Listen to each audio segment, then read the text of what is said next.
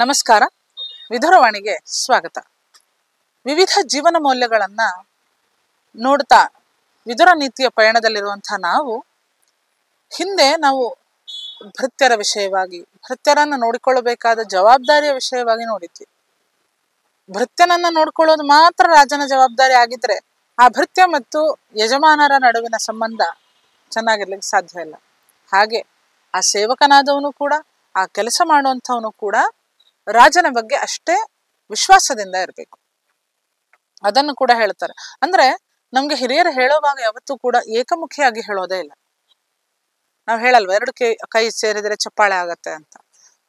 ಹಾಗೆ ಒಂದು ಸಂಬಂಧ ಚೆನ್ನಾಗಿರ್ಬೇಕು ಅಂತಂದ್ರೆ ಎರಡೂ ಕಡೆಯಿಂದ ಅದರಲ್ಲಿ ಸ್ವಲ್ಪ ತಗ್ಗೋದಾಗಿರ್ಬಹುದು ಅಥವಾ ಪ್ರಾಮಾಣಿಕತೆ ಆಗಿರ್ಬಹುದು, ಎಲ್ಲವೂ ಕೂಡ ಎರಡೂ ಕಡೆಯಿಂದ ಸರಿಯಾಗಿರ್ಬೇಕು. ನಾನು ಅಡ್ಜಸ್ಟ್ ಮಾಡ್ಕೊಂಡು ಹೋಗ್ತಾ ಇರ್ತೀನಿ, ಆ ಕಡೆ ಹಾಳಾಗ್ತಾ ಹೋಗ್ತಾ ಇದ್ರೆ ಅದು ಯಾವತ್ತೂ ಸೇರ್ಲಿಕ್ಕೆ ಸಾಧ್ಯ ಇಲ್ಲ. ಹಾಗಾಗಿ ಯಜಮಾನ ಹೇಗಿರ್ಬೇಕು ಅನ್ನೋದನ್ನ ತಿಳಿಸಿದವರು ಭೃತ್ಯ ಹೇಗಿರ್ಬೇಕು ಅನ್ನೋದನ್ನ ತಕ್ಷಣವೇ ಹೇಳೋದನ್ನ ಮರೆಯೋದಿಲ್ಲ. ಭೃತ್ಯನಾದವನು ಕೂಡ ನನಗೆ ಅತ್ಯಂತ ವಿಶ್ವಾಸ ಇಟ್ಟಿದ್ದಾನೆ ಯಜಮಾನ ಅಂತ ಹೇಳಿ ತಾನು ಬೇಕಾಬಿಟ್ಟೆ ನಡ್ಕೊಳ್ಳೋದಾದ್ರೆ ಆ ಯಜಮಾನನ ವಿಶ್ವಾಸಕ್ಕೆ ಬೆಲೆ ಇರೋದಿಲ್ಲ, ಮತ್ತೆ ಇನ್ನೊಮ್ಮೆ ವಿಶ್ವಾಸವನ್ನು ಅವನು ಮುಂದುವರಿಸೋದು ಇಲ್ಲ.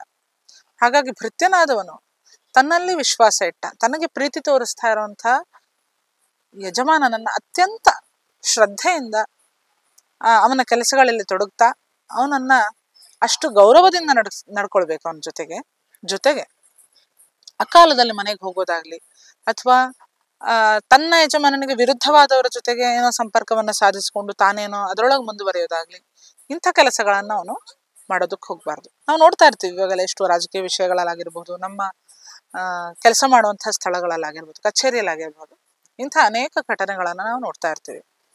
ರಾಜನಿಗೆ ವಿರುದ್ಧವಾದವನನ್ನ ಅಥವಾ ಯಜಮಾನನಿಗೆ ವಿರುದ್ಧವಾದವನನ್ನ ನಾವು ವಿಶ್ವಾಸಕ್ಕೆ ತಗೊಂಡು ಅವನ ಜೊತೆಗೆ ಇನ್ನೇನೋ ಹೆಚ್ಚಿನ ಲಾಭಕ್ಕೋಸ್ಕರ ನಾವು ಅಲ್ಲಿ ಕೆಲಸ ಮಾಡೋದು, ಇಂಥದ್ದನ್ನು ಮಾಡ್ತಾ ಬಂದ್ರೆ ಅವನು ನಮಗೆ ಶಾಶ್ವತವಾದ ಪರಿಹಾರ ಅಲ್ಲ. ಈಗ ಹೊಸದಾಗಿ ಸಂಪರ್ಕ ಸಾಧಿಸಿಕೊಂಡ ವ್ಯಕ್ತಿ ಶಾಶ್ವತ ಪರಿಹಾರ ಅಲ್ಲ.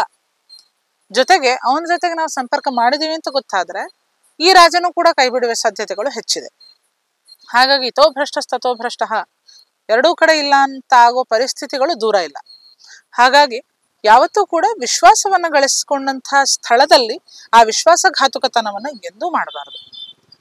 ಮತ್ತೆ ಈ ಕೆಲಸಗಳತನವನ್ನ, ಅಂದ್ರೆ ಇಷ್ಟು ಕೆಲಸ ಹೇಳ್ತಾರೆ, ಕಣ್ಮುಂದೆ ಕಾಣಿಸ್ಕೊಂಡ್ರೆ ಕೆಲಸ ಹೇಳ್ತಾರೆ ಅಂತ ಹೇಳಿ ಕಣ್ಮುಂದೆನೆ ಕಾಣಿಸ್ದೇ ಇರೋದು, ಯಾವಾಗ್ಲೂ ಮನೆಗೆ ಹೋಗೋದು. ಎಷ್ಟೋ ಈಗಿನ ಕಚೇರಿಗಳಲ್ಲಿ ನಾವು ನೋಡ್ತಾ ಇರ್ತೀವಿ, ಜಾಗದಲ್ಲಿ ರಿಜಿಸ್ಟರ್ ಅಲ್ಲಿ ಸಹಿ ಹಾಕಿ ಹೋದ್ರೆ ಮುಗ್ದೇ ಹೋಯ್ತು, ಮತ್ತೆ ಮನೆಗೆ ಹೋಗುವಾಗ ಒಂದ್ಸಲ ಬಂದು ಮಾಡಿ ಹೊರಟ್ಬಿಟ್ರೆ ಆಗೋಯ್ತು. ಹಾಗೆ ಇದನ್ನ ಯಾವತ್ತೋ ಮಹಾಭಾರತದಲ್ಲಿ ಹೇಳ್ಬಿಟ್ಟಿದ್ದಾರೆ. ಅಕಾಲದಲ್ಲಿ ಮನೆಗೆ ಹೋಗ್ತಾ ಇರೋನು, ಮನೆ ಕೆಲಸ ಇದೆ ಅಂತ ಹೋಗೋದು, ಏನೋ ಕೆಲಸ ಇದೆ ಅಂತ ಹೇಳಿ ಹೋಗ್ತಾ ಇರೋದು, ಅಂದ್ರೆ ಅವನಿಗೆ ಕೆಲಸದಲ್ಲಿ ನಿಷ್ಠೆ ಇಲ್ಲ ಅಂತ ಆಯ್ತು. ಇಂಥವನನ್ನ ಆದಷ್ಟು ಕೂಡ ದೂರ ಇಡಬೇಕು. ಹೆಚ್ಚಿನ ದಿವಸ ಇವನ್ ಜೊತೆಗಿದ್ರೆ ಕೆಲಸ ಮುಂದುವರಿಯೋದಿಲ್ಲ. ಹಾಗಾಗಿ ಯಜಮಾನನಿಗೆ ಅಥವಾ ರಾಜನಿಗೆ ಏನ್ ಮುಖ್ಯ ಅಂತಂದ್ರೆ ತನ್ನ ಜವಾಬ್ದಾರಿಗಳು ಮುಂದೆ ಹೋಗ್ತಾ ಇರ್ಬೇಕು. ಮುಂದೆ ಅಂದ್ರೆ ನಡ್ಕೊಂಡು ಹೋಗ್ತಾ ಇರ್ಬೇಕು, ಜವಾಬ್ದಾರಿಗಳನ್ನ ನಿರ್ವಹಿಸ್ತಾ ಇರ್ಬೇಕು. ಅವನು ಒಬ್ಬನಿಂದಾಗಿ ಜವಾಬ್ದಾರಿಗಳು ನಿಂತು ಹೋಗುವಂತ ಪರಿಸ್ಥಿತಿ ಬರಬಾರ್ದು. ಹಾಗಾಗಿ ಅಂತ ಪರಿಸ್ಥಿತಿ ಬಂದಾಗ ಈ ಭೃತ್ಯರನ್ನ ಬಿಟ್ಬಿಡೋದೇ ಒಳ್ಳೇದು.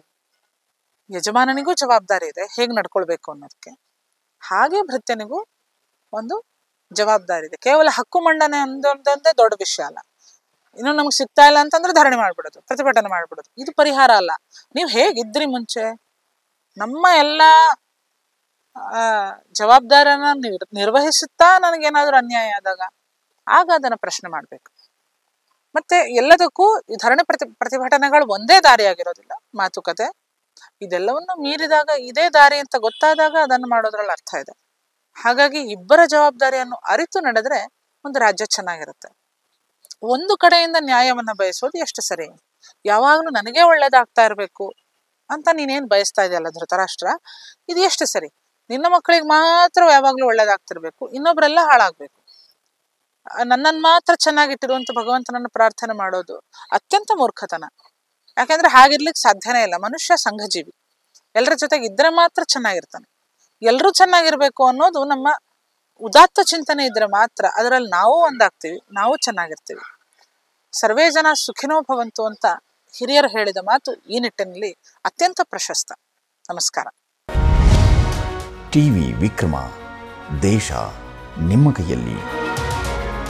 ಈ ಕಾರ್ಯಕ್ರಮ ನಿಮಗೆ ಇಷ್ಟ ಆಗಿದ್ದಲ್ಲಿ ಲೈಕ್, ಶೇರ್ ಹಾಗೂ ಕಮೆಂಟ್ ಮಾಡಿ. ಟಿವಿ ವಿಕ್ರಮದ ಕಾರ್ಯಕ್ರಮಗಳನ್ನು ನಿರಂತರವಾಗಿ ವೀಕ್ಷಿಸಲು ಸಬ್ಸ್ಕ್ರೈಬ್ ಮಾಡಿ, ಬೆಲ್ ಐಕನ್ ಒತ್ತಿ.